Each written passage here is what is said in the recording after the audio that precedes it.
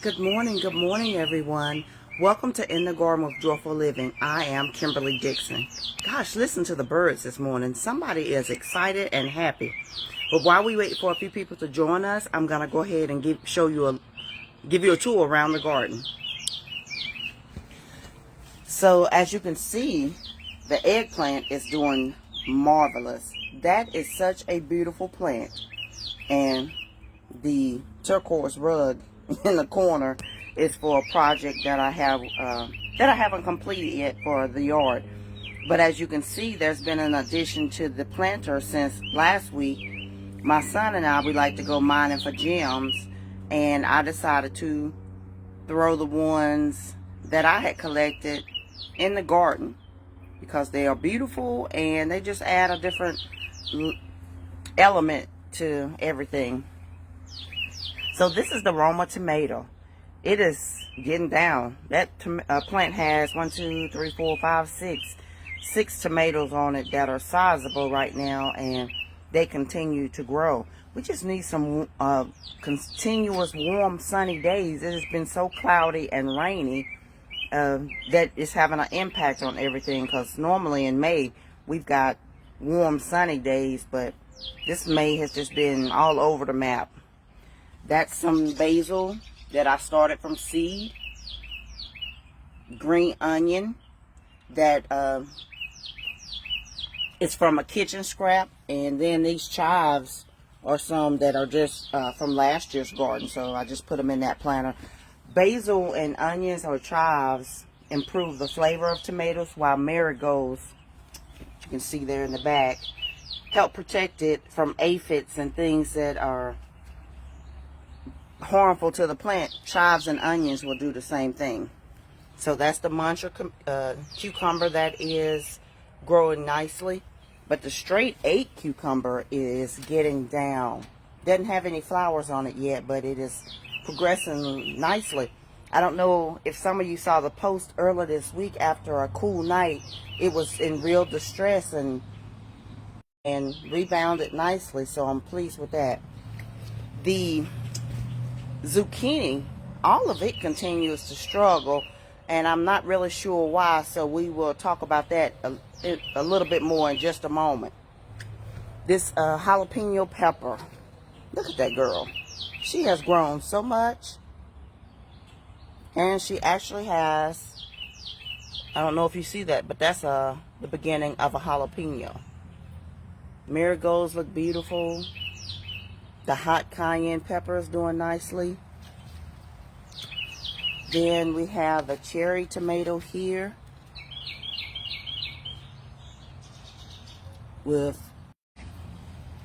here are the snow peas and some marigolds that are from some seeds that a high school friend of mine, Sharon McMichael,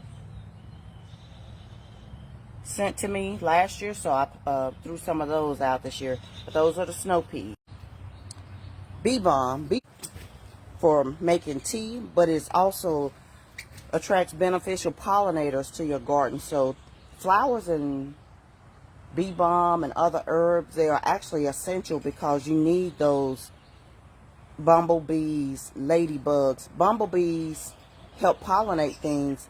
Ladybugs will eat a lot of things that are harmful to your garden. So you want to plant things that are also going to invite beneficial insects in. The sweet banana pepper is doing well, although I think I'm going to pinch this banana pepper off because I wanted to put its energy into growing taller and stronger before it starts putting energy into bearing fruit. So I think I'm going to pinch those back. The ginger I planted last week, but it has not emerged yet. There's arugula and romaine lettuce and more of the gems from when we were mining. But as you can see, that particular one is in the shape of a heart. And then in the center, there are 2 white quartz hearts that are connected. So that represents me and my son and our life together. 2 hearts connected. More zucchini that's struggling. Another straight 8 cucumber that is thriving. Another struggling zucchini. And then here are strawberries that are doing fantastic. Look at those berries. I had one earlier in the week and it was so sweet and delicious. Then we have mint, more strawberries, green bell pepper with a giant metal ladybug in it. Some flowers, lettuce,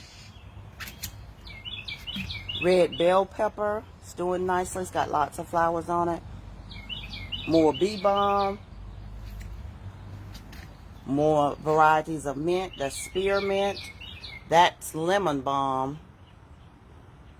And here are some watermelon that I am, good morning Sarita, good morning Willie, going to share with some friends of mine, because every year we like to take something from the Joyful Living Garden and share it with others. But here is this year's star of the garden. It doesn't look like much, but this is asparagus. And asparagus, you don't harvest it the first year, but you let it grow, and then you are able to get a harvest from it for the next 15 to 20 years. And we planted in these two planters 8 bare roots, but if you can see, we have 1, 2, 3, 4, 5, 6 of them, because you can barely see the 2 that are over there. 6 of them that have emerged, so that's just like a 75% success rate. So I'm really pleased with the asparagus, and we'll continue to watch it to see what happens with it in the years going forward. So since we have a few people watching, I'm going to go ahead and begin. So today's topic is mistakes abound. And how that relates to the garden is sometimes we make mistakes and we don't know we made a mistake. So take for instance the zucchini that I showed you. It is yellow. It is looking unhealthy and limp. Good morning, Jenny. Is Michael with you this morning? And Marshall, tell my babies I said good morning. But sometimes we make a mistake and we don't know what we did wrong. So I've been gardening for years, and you would think I've got this thing under my belt. But I planted that zucchini. One of them was started from seed, the Cocoselle zucchini, and then the other 4 were part of a set that I purchased as transplants. All of it is turning yellow. Now, I have done everything that I know how to do. I've given it peroxide. Jenny said good morning. Marshall is, but Michael is still asleep. My baby's still asleep too. But with the zucchini, I've done everything that I know how to do. I've given it a 50% solution of water and peroxide to kill anything in the soil that may have been harming it. Then the next week, now I didn't do all of this at the same time. This has been over the course of 4 or 5 weeks. Then in the following weeks, I said, well, maybe it's not, it's missing some nutrients. So I gave it an all-purpose fertilizer. Still didn't change colors. The next week, I tried giving it some Epsom salt. So I was thinking, maybe it's a mineral deficiency. I have tried everything that I know how to do, but yet the zucchini continues to struggle. Now, all of it was bright green when I planted it. And here's the issue. So the soil in the bin is the same soil that is in that planter, all the planters. I did the very same thing in them. It's potting soil, compost, and organic matter. But it really hasn't made a difference. I don't know what I did wrong, but my zucchini is failing to thrive. Sometimes I made a mistake. And the other mistake is one, I didn't catch it right away, but after I did it, I realized what I did. So these snow peas, forgot what it was for a second. I'm not a big pea eater, but my son loves snow peas. So he's like, let's plant snow peas and we'll let them vine up the pole. It'll be so pretty. And then we have these snow peas to eat. Now, in the beginning, I didn't really like them, but I've learned how to enjoy. I've learned how to cook them so that I like them. But the problem with the snow peas is all of the seeds that we planted, they germinated. They did very well. But it's not the seeds or the peas themselves. It's the environment that I put them in. I made a mistake and I planted them in the buckets, that the 5-gallon buckets that come from Lowe's. Now, I did some research, and those buckets are not what they would call food grade. So the paint may have things in it that are not beneficial to the body and other things. So you don't want to use the painted buckets that to put food in. But the big problem, because I'm gonna be honest with you, I might would have still ate them. But the big problem is those buckets have cement in them holding those poles up. So initially my plan was put some soil in them. I'll put, good morning, Cornelius. I'll put dirt in them and just have flowers in them that I don't plan on eating. Wasn't thinking this year and put food in it.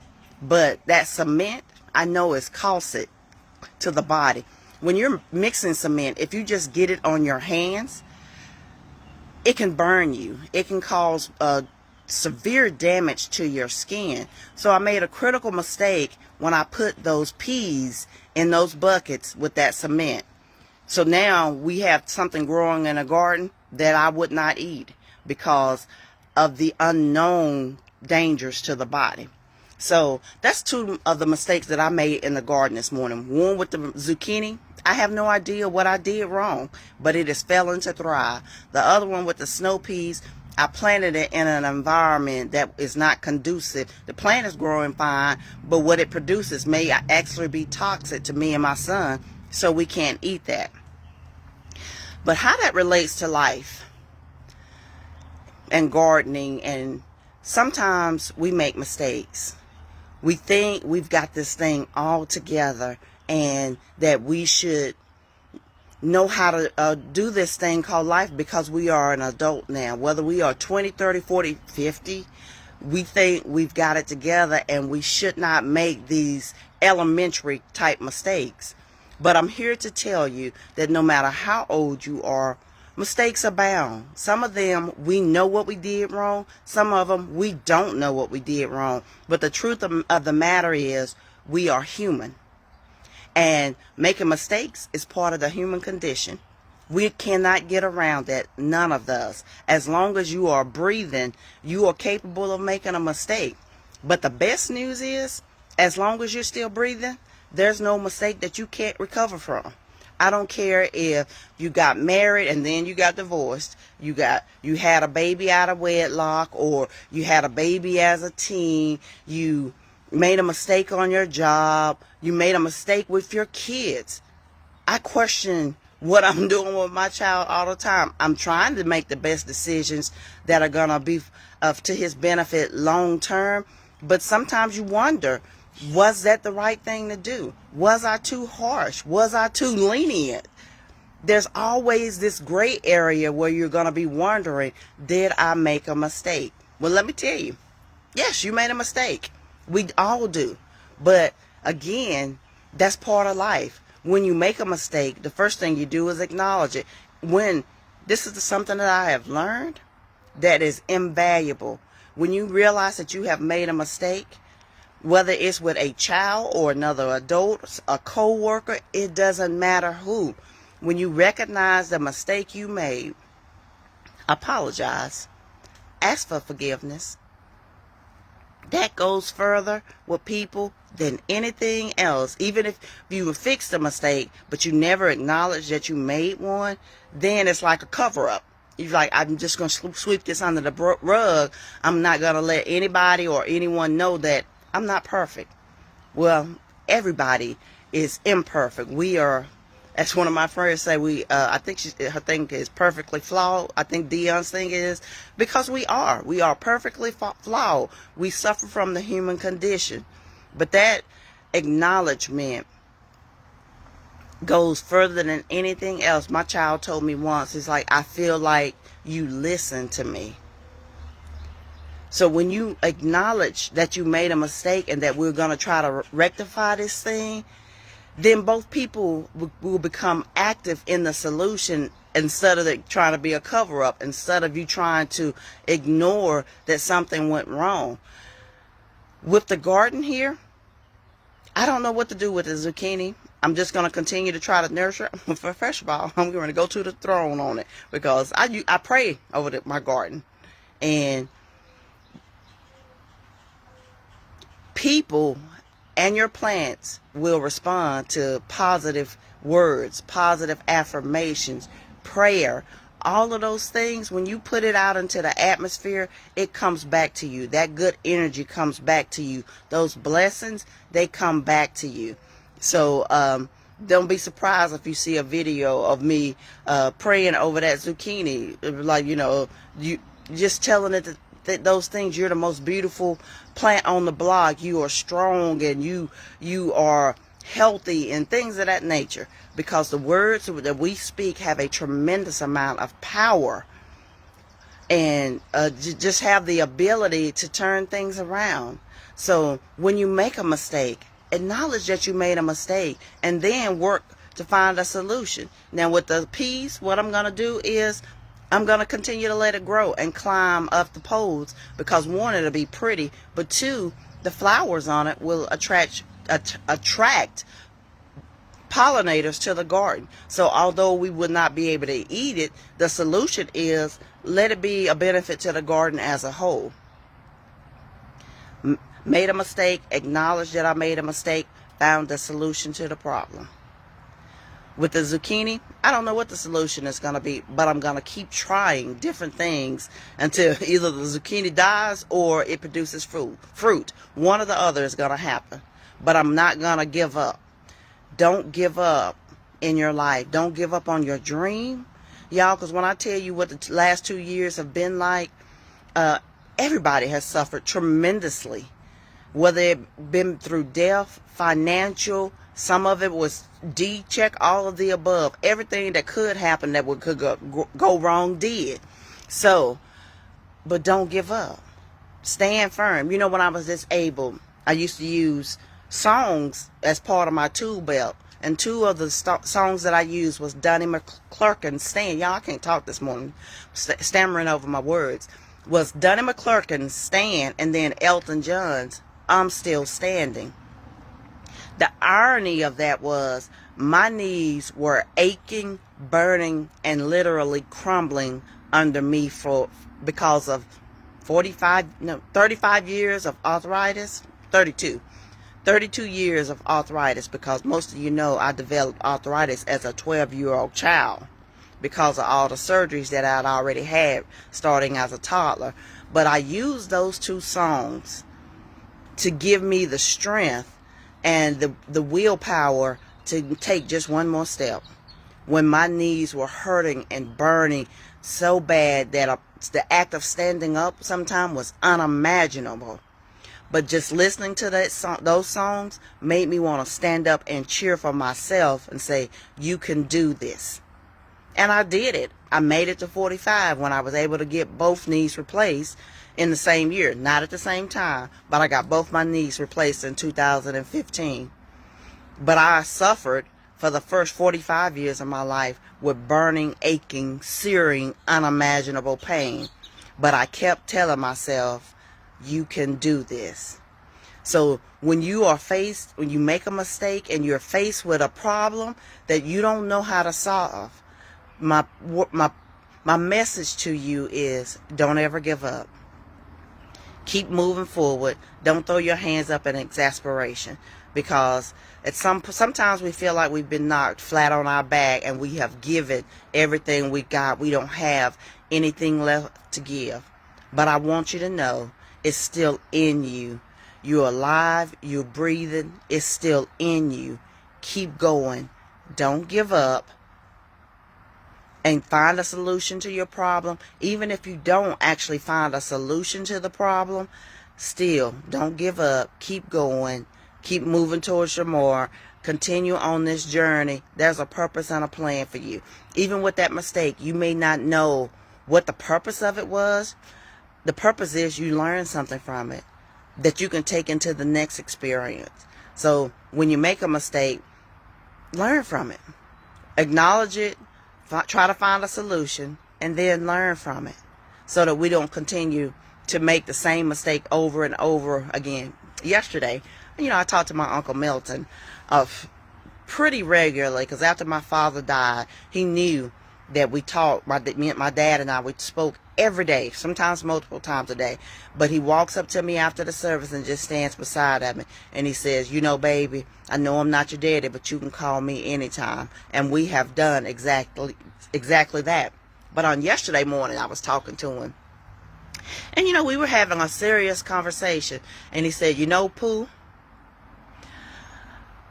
a wise man can make a foolish decision, but a fool can never be wise. And I was like, good gracious, isn't that the truth? A wise man can make a foolish decision, meaning we can make a mistake. But a fool can never be wise. Don't be a fool. Don't go through this life callously, not learning from your mistakes, not acknowledging your mistakes, and not trying to find a solution to the things that are wrong. So be a wise man. Wisdom is not associated with your age, but it is associated with your emotional intelligence and maturity. Let's all be wise in the decisions and the things that we do in our life. Not saying we're not going to make a mistake, because we are human.